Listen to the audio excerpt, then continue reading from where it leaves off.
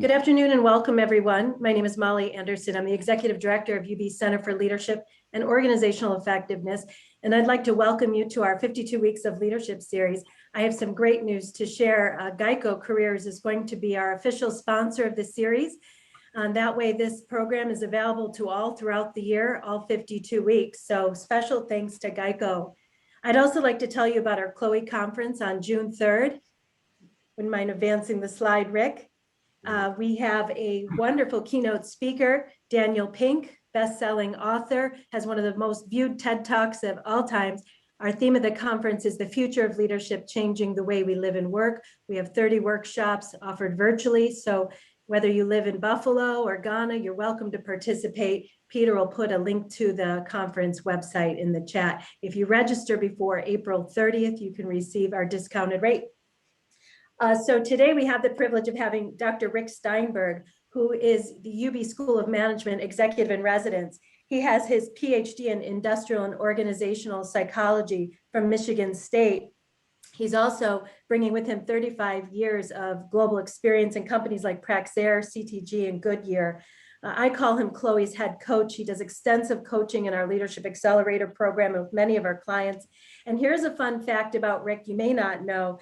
He just reached his goal of walking 1,800 miles since the pandemic started. So we are just thrilled to have him here. He's an inspiration to all of us. Join me in welcoming Dr. Rick Steinberg.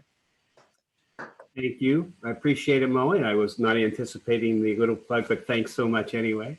Hi, everyone. Thank you for joining us today for a presentation that I really hope will be useful to you as you have an opportunity or really opportunities to plan and lead change initiatives going forward. First thing I'd like to do, however, is thank Dr. Aisha O'Malley for her very insightful and very relevant and very helpful presentation last Monday on leading with empathy, which really should be part of any change initiative that you or I plan and lead. So thank you, Dr. O'Malley, for that wonderful presentation. So let's move on to our agenda for today. We're going to start reviewing a change process based on a model by an organizational theorist, Richard Beckard. I'll talk about him in a second.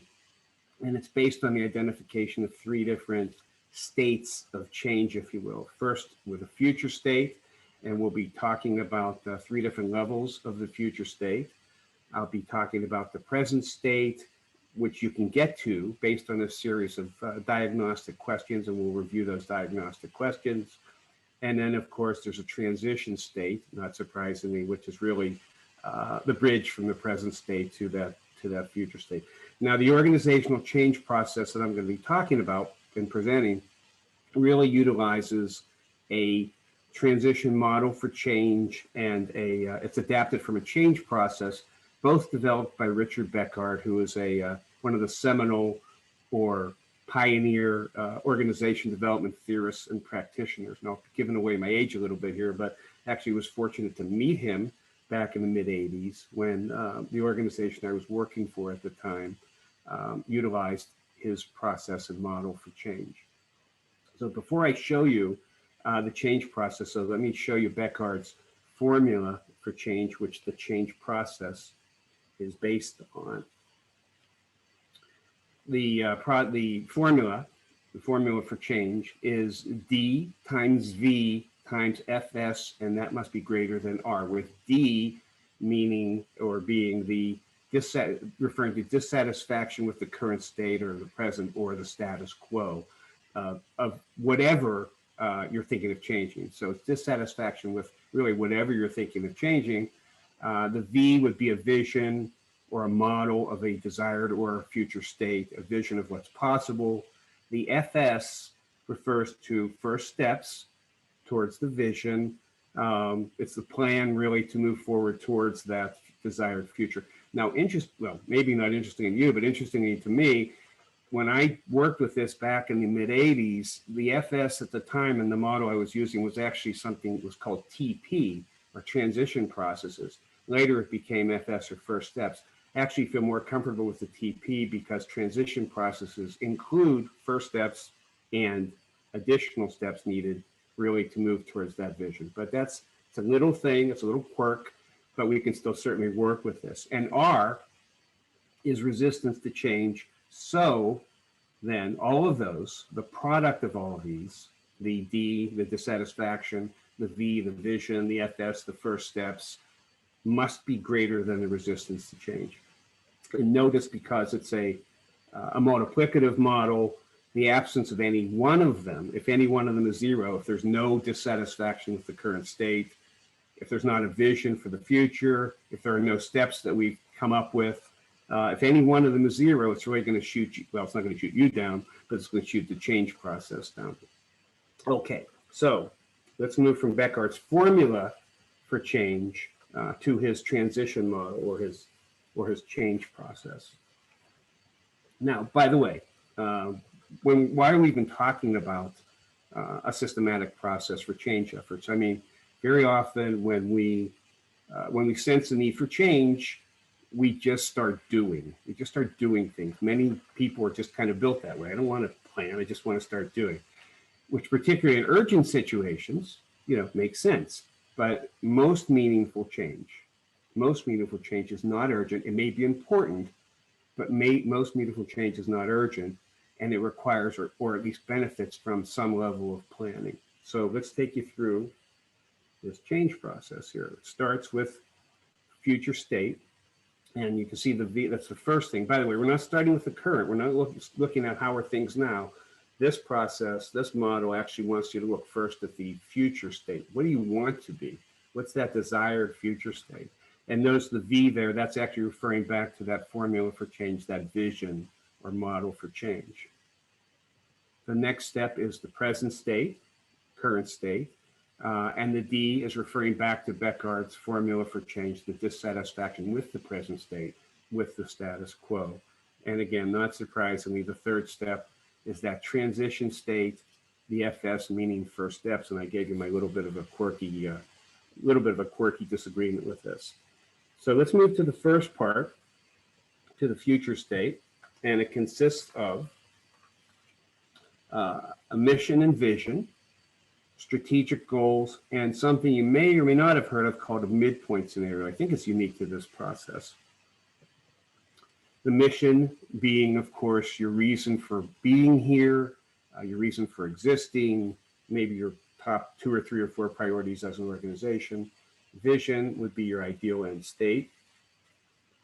For broad-based organizational change, for example, changes in strategic focus, a startup, maybe a merger and acquisition. For broad-based organizational change, having a vision and a mission is extremely important, and it's desirable. Obviously, it's very, very helpful to have that. For more localized change efforts, for example, perhaps implementing a policy change or deciding to move to a new office location or something like that, you may not, I mean, you can, but you don't have to. You may not need to establish a mission and vision statement, though I will say this, anything you do as a member of an organization really should, hopefully your organization has a vision and a mission statement on the highest level for your overall organization. Anything you do in your organization really should be something that either supports your organization's vision and mission, or at minimum is not in conflict with it. So, but anyway, that's the mission and vision. Strategic goals, we all know that goals are important. Everybody knows what goals are. I'm not going to spend a lot of time here on that. But strategic goals are just that, goals that are important to achieving your strategy. Now, I used an example of every 3 years. That's or 3-year goals. When I do strategic planning facilitation, we normally choose 3 years as our strategic goal time frame. It doesn't have to be 3 years. It could be 2 years, it could be 4 years, whatever. But it's something that, again, you pick a time frame and kind of shoot for that. So everybody knows, again, that goals are important. Midpoint scenario, what's the rationale for that, for a midpoint scenario? The midpoint scenario, it would be, I would say, although a desired change or strategic goal has an ultimate end state, it can be very useful or helpful to identify key points or benchmarks between the here, where we are now, the present state, and the there, the desired future state. Because, for example, a 3-year time frame or even a 2-year time frame, certainly a 4-year time frame, can seem somewhat daunting. It could seem pretty far away, if you will. And so what we want to do is we want to gear our actions towards something that's more visible, something that's more reachable. Excuse me.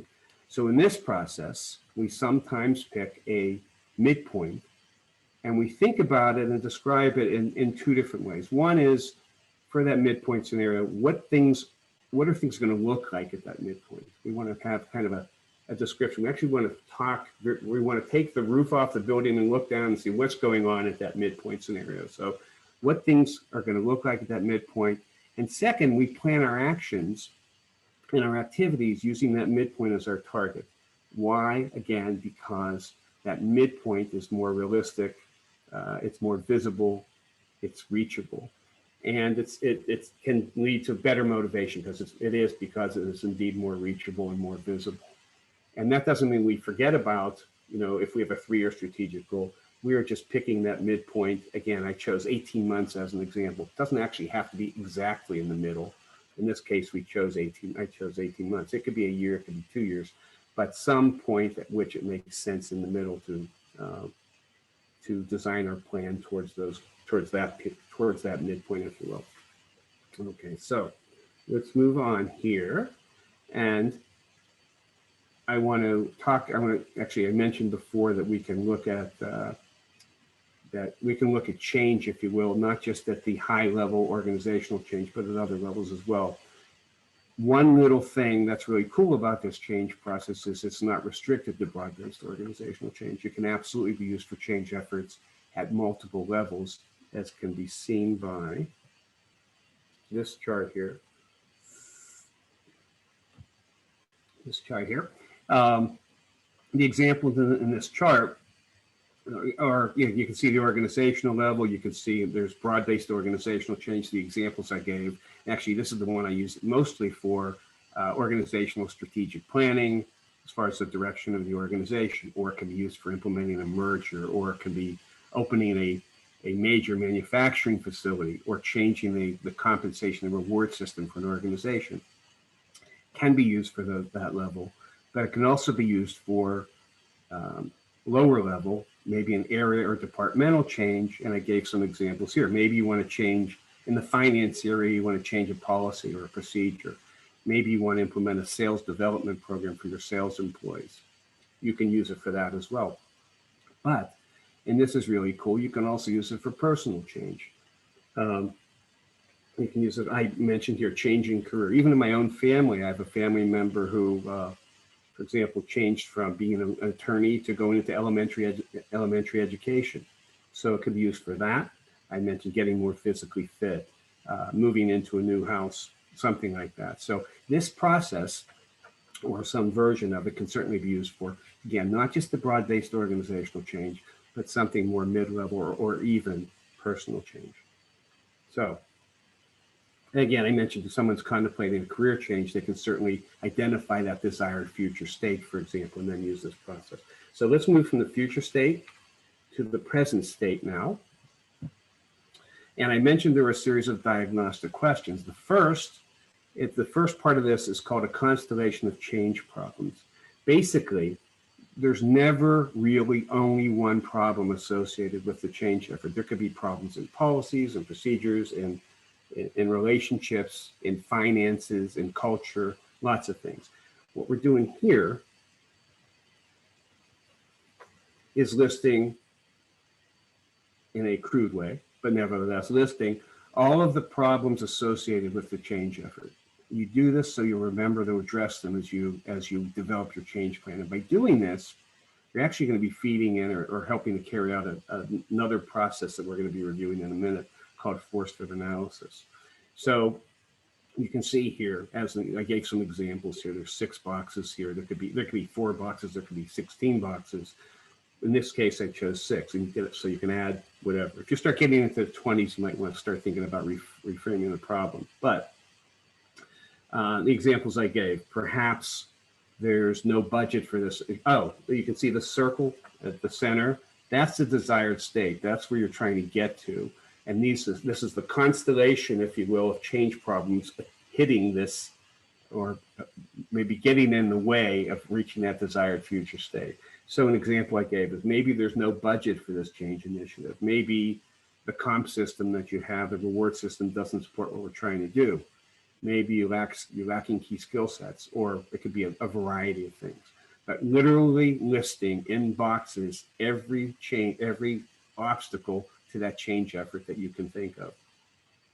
When you're done listing the problems and the obstacles, you take a look back at this list, and it's kind of like a wow moment, if you will. Wow, I didn't realize that all these things were impacting it. It's nice to see them all on one chart, on one page.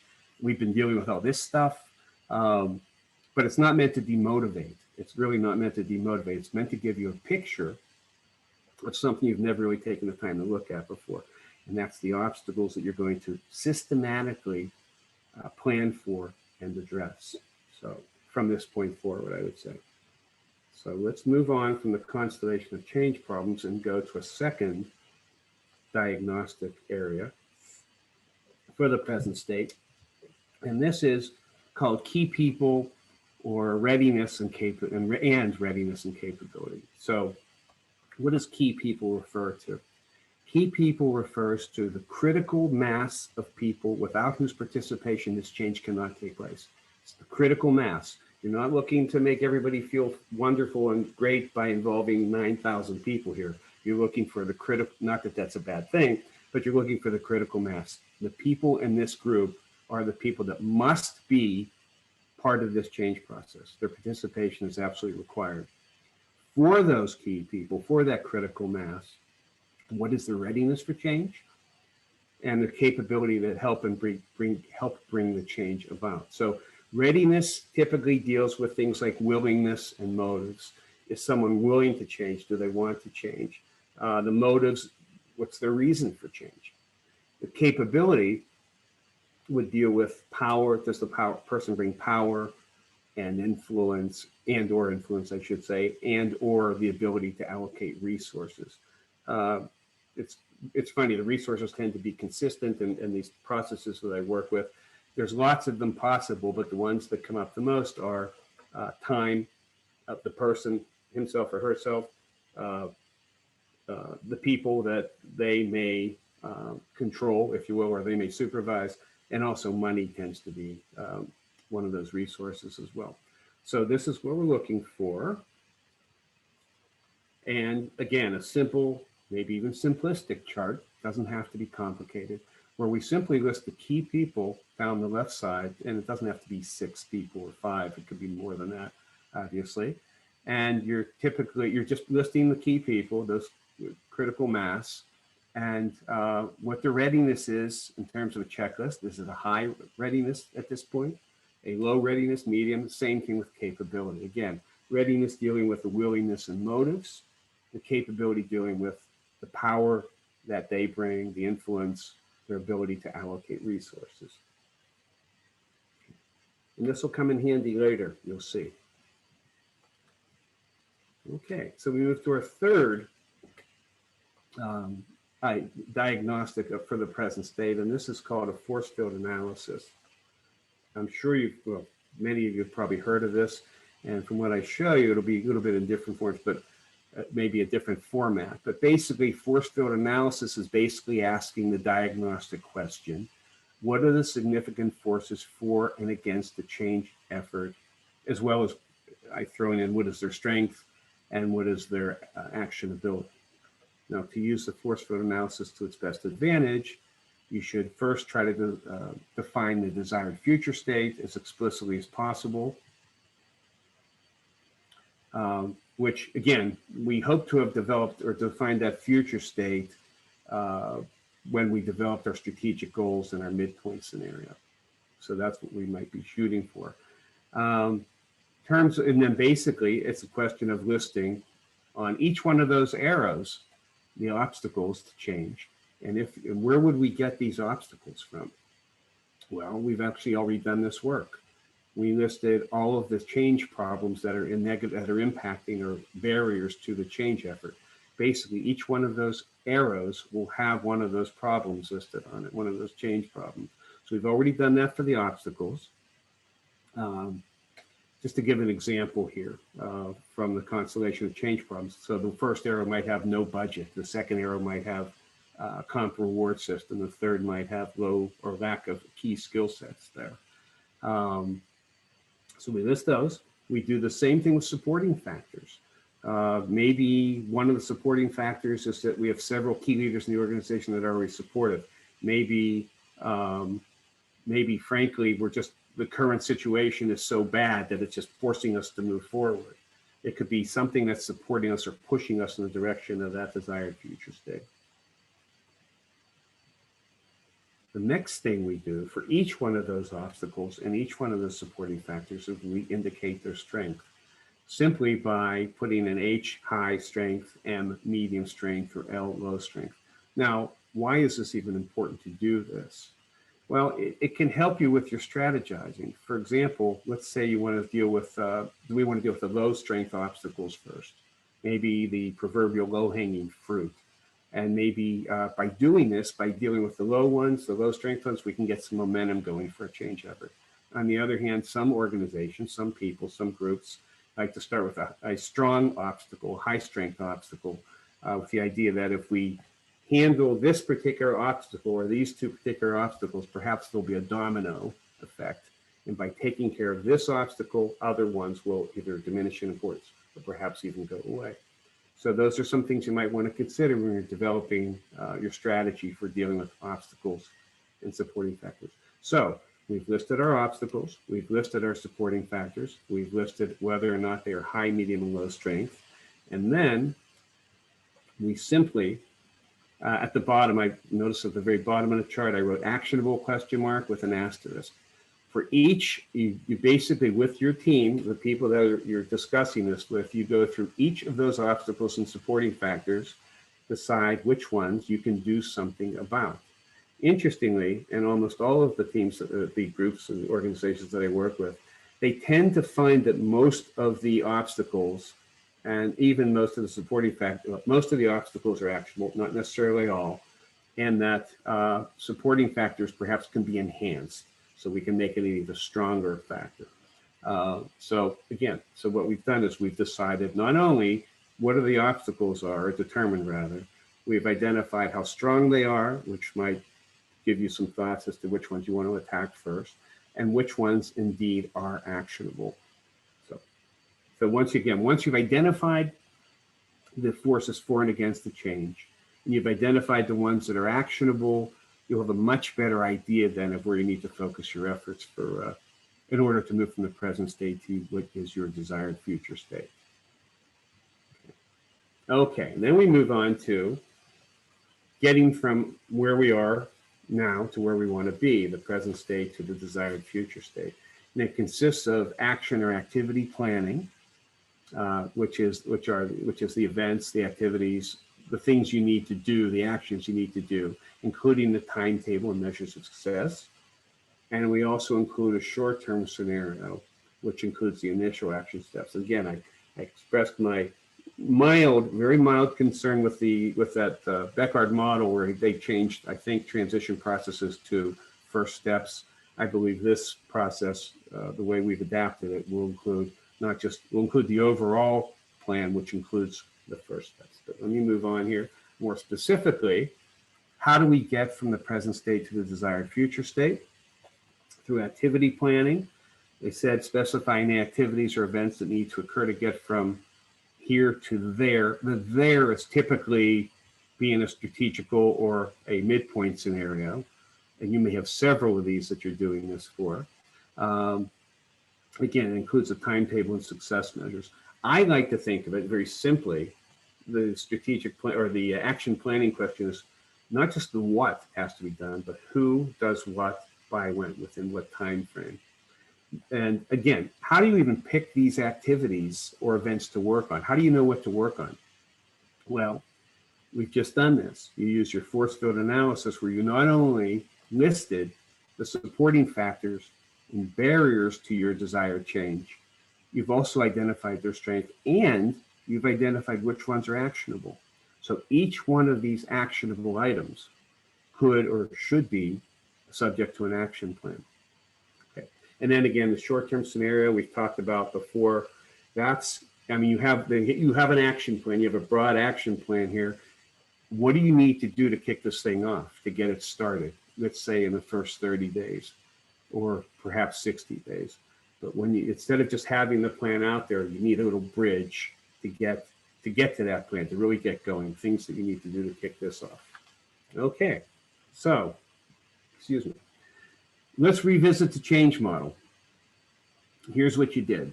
You started with number one, the future state. You identified a vision and a mission, if it's appropriate for the scope of the change effort. You've identified strategic goals, and you've identified a midpoint scenario. You then move to number two here, the current or the present state, where you identify all of the obstacles towards your change effort. That's the constellation of change problems. The key people you absolutely must have on board for the change, and furthermore, how ready and capable they are to help you with this change effort. Whoops, I'm sorry. And you identified a force field analysis, which helps you capture the forces supporting the change and resisting the change, along with their strength and, very, very importantly, their actionability. Then you knocked it out of the park here with number three, the transition state, which consists of an action plan, which includes actions, timetables, measures of success, and of course, and importantly, your initial steps, your first steps. So there you go. Congratulations, I should say. You've already planned the change process, and celebrate for a day or two or three, and then get your short-term action plan going and change a piece of the world. And we're ready for questions. Molly? Thank you so much, Rick. Without naming any names, can you give an example of either an individual organization's kind of outcomes of this model? Well, actually, I won't give names, but there are several departments within UB specifically that I'm sure would be happy to, I don't want to give their names right now, but several departments within UB who we've used this model for, and I've used it in my previous organizations, Praxair, Goodyear, and Computer Task Group as well. Thank you. I have a message or a question from Caitlin. Are there any additional steps or changes to the model when you are working with staff already in a state of change fatigue and not ready, capable for change? And not ready, capable for change? Well, I'll tell you what, one of the things that obviously you want to look to see what the reasons are that they're not ready for change. And basically, if you're looking at the formula, if they're not ready for change, it means there's kind of a resistance. I take that as a resistance to change. And so we have to look at the multiplicative model here and look at the status quo. Are they dissatisfied enough? Is there a good enough vision for change? And are the transition processes there? Do they exist? And basically, it's with a multiplicative model, you would basically want to be enhancing one of those three, or two of those three, or all three of those three. Just from being an OD person, though, I would want to sit down and figure out why, or talk to people, and find out why they're, what are the issues that they're having, certainly, and kind of deal with them from that perspective. It's kind of one of those things it depends on the situation. I will tell you a quick story, though. When we first started using this model with Richard Beckard participating, one of the things that we're fortunate to have a top manufacturing executive in our very large organization who really fell in love with this model. And basically, there would be a lot of people who would say, well, you know what, there's not enough dissatisfaction with the current state. And his role, or his model, was, his mantra, I should say, was, well, then we create dissatisfaction with the status quo. So, and not in any mean and vicious way, but basically in terms of education and, how things can be better. There's a better model for change. Maybe things here aren't really as good as you think they are, and here's why. So again, it's really working with one or two or three of those variables to try to increase it. Thank you. We have a question from Michelle, and she asked, what have you experienced as the biggest obstacle when working on implementing change? Well, let's see. I have another little story here. I'm sorry. It's going to hopefully address that. The one that's most commonly cited is the lack of support from the top level. But what we also found, that's the one that's the most commonly cited. But what we also found is that that's not good enough. We can still make positive change even without having total support from the top. Is it harder? Sure it is. It could be a pain. Yes, it can be. But part of leadership is kind of doing the right things and changing my part of the organization or your part of the organization in a way that's going to be better for the organization, better for the employees, and maybe even having you shield them from some of the flack that they may get from above. But it's basically, there's a lot of managerial courage involved there.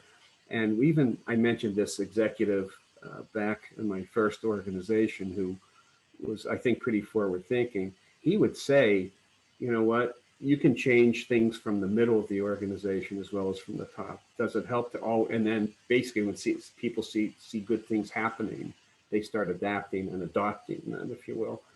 But the one that was probably the most commonly cited was resistance from the top, but never in my mind should we use that as an excuse not to do things.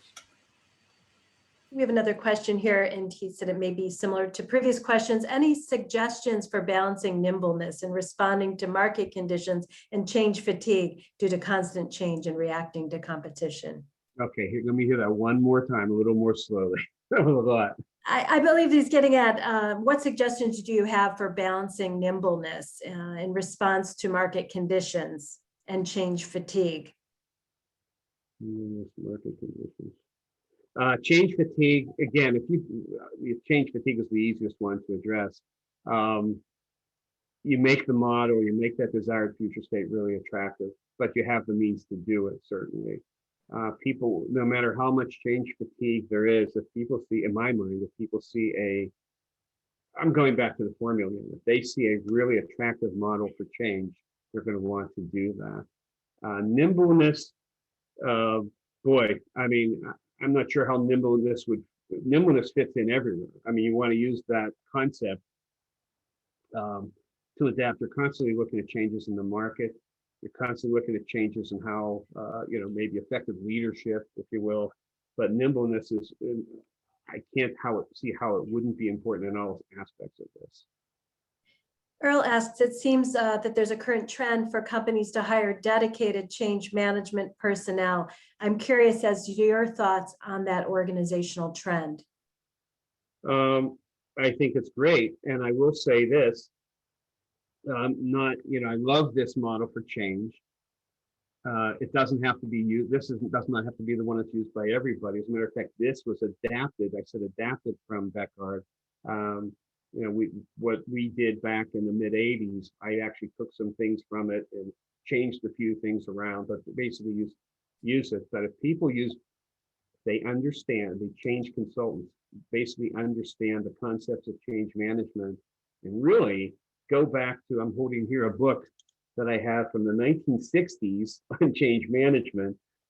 They should go back to the original change management, the change theorists, look at some of the stuff they did, obviously look to see what's happened since the 60s, 70s, and 80s. There have been lots of changes, but look at different possibilities for change, or different models for change, I should say. But this happens to be the one that I'm most fond of, shall I say, and it's been very successful for me.